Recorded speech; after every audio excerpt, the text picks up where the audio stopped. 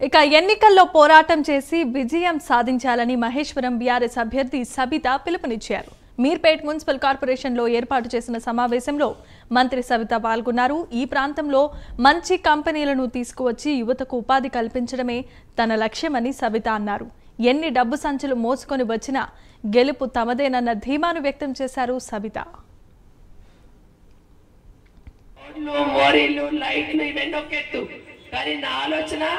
భవిష్యత్ 5 సంవత్సరాలు ఈ ప్రాంతంలో కూడా లాంటి ఏరియాలో మంచి కంపెనీలు తీసుకొచ్చి పిల్లలకు ఉపాధి కల్పించాలని ఒకే ధ్యేయం నా ముందర పెట్టుకున్నాను. ఎన్నికలంటేనే ఒక యుద్ధం లాగా గతంలో కత్తులు పెట్టి కొట్లాడుకుంటుంది, ఇప్పుడేమో మాటలతోనే తూటలాగా పేల్చుకుంటూ మైకులు పట్టుకొని కొట్లాడుతూ ఉన్నాం. యుద్ధమే. ఎన్నికలంటేనే రణరంగం. అందులో మహిళలకి ఎట్లా ఉంటుంది అనేది వేదిక మీద ఉన్న వాళ్ళందరికీ తెలుసు.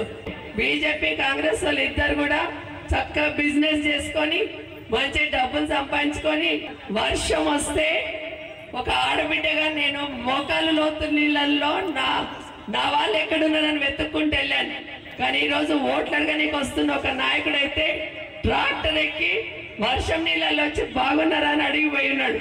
అది తేడా. సబితమ్మకి వాళ్ళకి తేడా అదే. మహేశ్వరం నా ఇల్లు, ఇందులో ఉన్న వాళ్ళందరూ నా కుటుంబ సభ్యులు అనుకుంటాను. నేను ఎక్కడ ఇబ్బంది ఉన్నా మొదట పరిగెత్తాలని తాపత్రయపడుతూ ఉంటానని మరొకసారి మీకు అందరు తెలియజేస్తూ, ఈ రోజు వస్తున్న నాయకులు చెప్తున్నారు, ఇక మేము బాగా డబ్బులు ఉన్నాయి, సంచులు భుజాల మీద పెట్టుకొచ్చినాం, సబితమ్మ నీ సంగతి చెప్తామంటున్నారు.